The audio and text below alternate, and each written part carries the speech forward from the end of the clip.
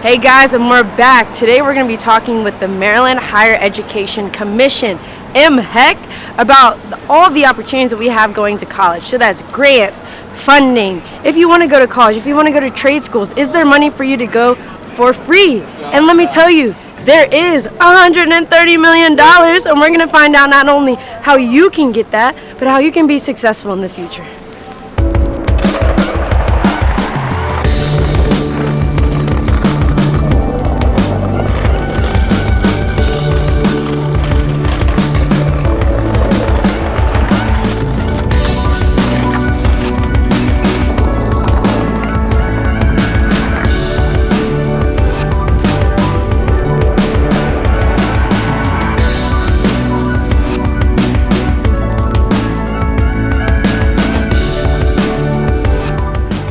Hello.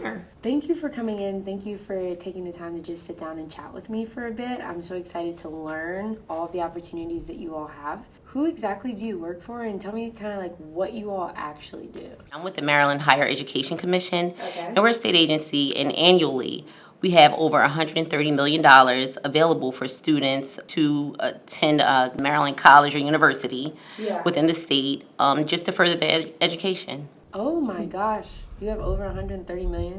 Yes, we have so many scholarship and grant programs, and it's for students to attend a four-year school, a trade school, a community college. As long as you want to further your education, we want you to be successful at doing so. For our foster care community, how is it that they can get those scholarships and those grants and stuff? It's a really simple process. Okay. There are a few steps, but the first step would be to definitely complete the federal application for student financial aid or the Maryland application for financial aid. That's called our MHEC, and students need to complete that by March 1st. That is a state deadline, and many of our programs require that is done. After you complete one of those applications, you can then go onto our website, and at that point we have our own portal for students, and that's how we communicate with students. They have to accept their award, they can log in, they can apply. It's really a useful resource for students. It's called the Maryland College Aid Processing System, MDCAPS for short. And you will go onto there. We have all your information from your FAFSA application or your MHEC application, and then you can see what you're eligible for. You can accept your awards and see which step of the process you're at. It's just really important for students to complete both those applications and then sign into our portal. Dang, and so like when you're filling out all these applications and stuff, is there somebody to like walk through the process with you, like so that you don't make any mistakes? Definitely. So the best resource when completing the FAFSA or MHEC application is to contact your local community college, or some high schools may have assistance with that. But if ever anyone, you find yourself at a barrier, feel free to contact our office. We are there to help. And if we can't give you that hands-on help, that we're not, that's not our area of expertise, we'll direct you in the right place. But we are definitely there to help. We have, anyone can go on our website. It's mhec.maryland.gov. We have virtual appointments available. You can contact us by email. You can contact us by phone, whatever is easiest for you. We just want you to get in contact with us and ask those questions, whatever it is. Yeah, and as students are filling out these applications and stuff, what are some of like the big mistakes that you see with the application process that keeps students from receiving a piece of this $130 million? So at times, students may not put the correct email address. One of the biggest things that we see is that students don't check their email. So aside from creating your MDCAPS account and logging in and seeing that information, if we need to get in contact with you, we will do it by email. So it's just important to make sure we have your updated information. If it's wrong, if you're having a problem updating anything in our system, contact us. Our office is there to help. So the biggest barrier is that lack of communication. Once we review your application, and you're eligible for an award. We have one award that will give you $20,000. We have some that'll give you $3,000. Whichever it is, we'll let you know by email, and you then have to accept it. Wow. So it's really just important to look out for those emails as well as check your MDCAPS account. Just log in regularly. Just make it a daily thing as you're checking to see your acceptance letters from your colleges and universities. Also, make sure you log into your MDCAPS account. Okay. What's the timeline between like the application process and then like you actually hearing about the financial awards that you've been granted? Definitely, that's a great question. So it varies. Okay. Each of our programs have a different, we call it awarding when we give those students those awards. There's a different timeline for each because we're working so many programs with every student in the state of Maryland. So we have to go through, it varies with documentation you may need to submit and our review time frame. But typically our process, students will begin to hear from us around May at the end, towards the end of their school year if they're a high school student. So from then on, they may begin to get letters from us. But don't be discouraged if you didn't get awarded or, someone else got awarded. Just keep looking out because we're definitely we're nonstop giving out those funds to students. If you are awarded something, what is a way to like guarantee that those financial awards actually get to you? Because I know like sometimes people get them, but then like something may happen and it ends up not happening. So like, what is the steps that you need to take to guarantee that really come in? Good question. So the way our system works is once we pull your information in, whatever you put on your FAFSA application or your MISFA application, you may have listed various institutions because you're not sure where you're going. So it's important to go onto our portal, the MDCAPS portal, accept your award at the institution you plan to attend. You have to definitely accept that award. So many students miss out on their awards annually because they fail to accept them. The interesting thing is that we actually consider students for awards as soon as we get that information. As soon as you complete your financial aid application, we begin reviewing it. Our system automatically says, okay, you may be eligible. We pull in, we go ahead and we start sending out those award notices, definitely. Oh my God. As long as you complete your application by March 1st and you have a Maryland institution on your application, you're going to be considered for an award. Wow. And so, like, it takes your information, just puts you through the database of everything that you qualify for? So we have some programs that you will have to specifically apply for. Okay. But some where you're automatically considered. Wow. So students may get an email saying, oh, you've been awarded $3,000, and all you have to do is say, okay, I'm attending this school and accept it. And we'll work directly with your institution to get those funds to them, and you're really done. Oh my goodness. And this is only subjected to Maryland institutions? Definitely. Okay. So students must attend a Maryland institution. Many of our programs require students to enroll full-time. Okay. But, as long as you plan to attend a Maryland institution and you are eligible for in-state tuition, that's also an important factor, but you're good to go.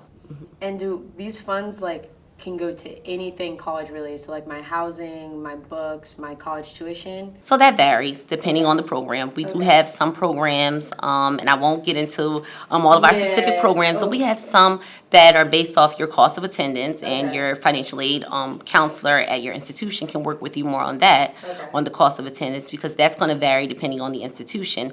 And then we have some, like our Community College Promise Scholarship, where it's last dollar.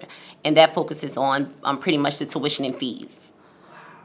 And for the foster care community, I know you did ask that. I do want to make sure, I do want people to just be sure to work with if they have a high school counselor available, work with them. If they don't, definitely contact our office. If they have made a decision already on this institution they plan to attend, they can work with the financial aid officer there just to see if they don't have certain documents available. Just give us a call or give your institution a call, because don't ever just stop there if you feel like you've run into a barrier. I can guarantee you that there is something that we can do to help you, and we will do to help you. So give our office a call. Of course, every situation varies, but don't let it stop you, because we definitely have something available for you, and we will walk you through the process. The FAFSA as well as the Maryland State Financial Aid application, they both open October annually. Oh, wow. Yes, they're both open and available, and they're due by March 1st. So just be sure to start as early as possible. You want to make sure you have all of your documentation. I do also want to point out that the Maryland financial aid application, the MSVA, is for students of undocumented parents or our undocumented students. Oh, wow. Yes, so they would need to just be sure to complete that application because if they are not eligible for federal financial aid. Yeah. However, if you need help with that, again, contact us. I can't stress that enough. Y'all are insane. That's so cool. That's so cool. Thank you so much for being here, and I just appreciate everything. Thank you.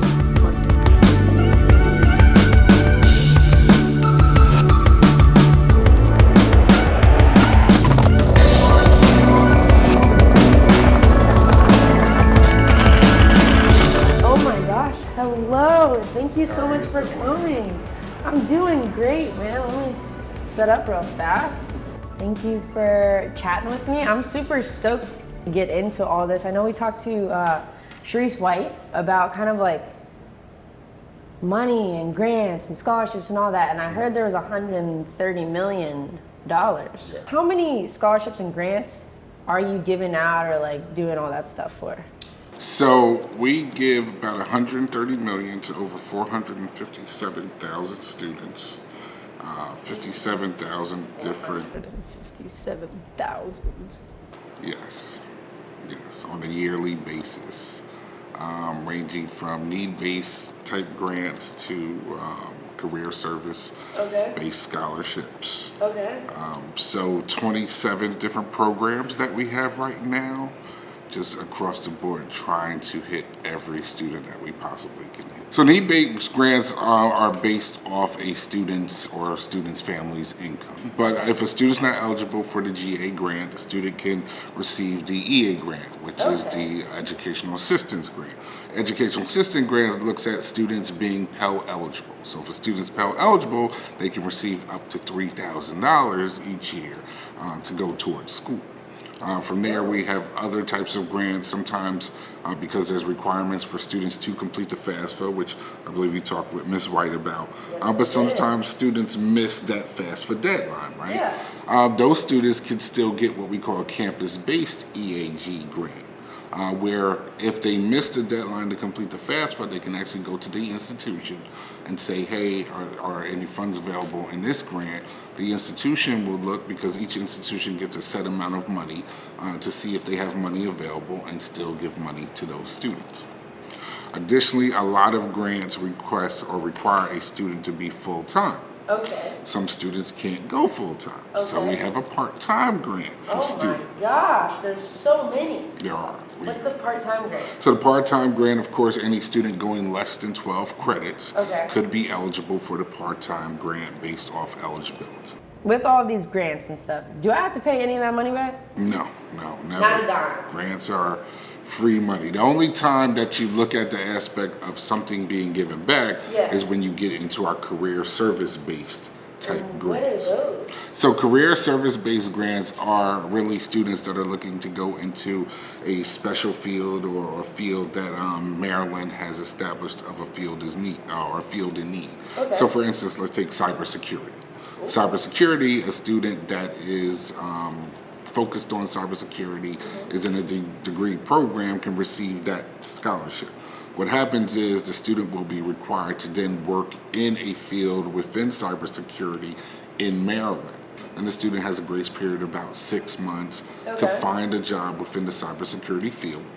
We reach out to the student gives confirmation of employment fitting under the requirements, and the student may do a year if they received 1 year of the grant, or if they received 2 years of the grant, they may do 2 years of employment.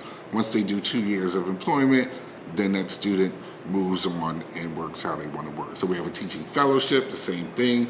Teaching fellowship actually pays full tuition, room and board fees for a student. Room and board and fees. A student is always eligible for some type of scholarship.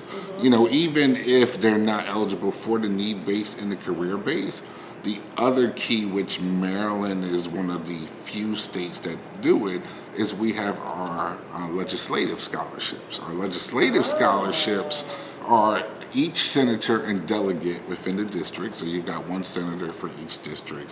You may have 2 to 3 delegates for each district. Has a certain pot of funds, each of them within the district. So let's say I've got 4 legislators in the district. Each of those legislators has a pot of funds. In terms of like all these scholarships, what do you think would be the most important thing that you would want somebody to take away from this? You have to act to receive. If you are going in, say you're a freshman, you didn't know about any of these things, now you know all this information in the wintertime and you're getting ready for your spring semester, are there like semester scholarships or like anything like that? So the biggest thing that we need students to do based off legislation is get that FAFSA in first, right? Okay. The legislation has that students have a deadline of March 1st of that prior year of the upcoming academic year to get their FAFSA in. So, you know, the biggest piece is, even if I said specifically, hey, this, it's so much information, we know it's hard to remember it. Biggest piece, use the resource of going to the website, looking at the different scholarships available, the different deadline dates available for the scholarship, and then just reaching out to us. Within our Maryland Higher Education Commission, we have a call center, we have virtual appointments, individuals can email us. So we've done almost everything that we can think of to say, hey, here's a way to contact us if you need additional information and more assistance. And key thing is, when I'm selecting a college and looking at these different funds for this college, you always want to at least select about 5 schools. Okay. 1 community college, just in case. 2 in-state institutions, 1 private institution. Okay. And if you want to go out of state, then that's when you look at your out of state institution. So the preparation is the individual shopping to say, okay, I've applied to these institutions, I've done my financial aid, now let me look at the costs and let me look at how much aid I'm receiving to see what's the benefit. That's a good knowledge nugget, man. That's a good knowledge. Yeah, well, thanks for taking the time to just sit and chat. This has been extremely eye-opening. I wish that I had this information when I was going into college, because it would have made such a difference. Hey guys, thank you so much for watching. If you liked what you saw in the content that we put out, please be sure to like and subscribe, and then we will catch you all in the next coming videos. Have an awesome rest of your day, and thanks for checking in with us and learning about life skills. Have a good one.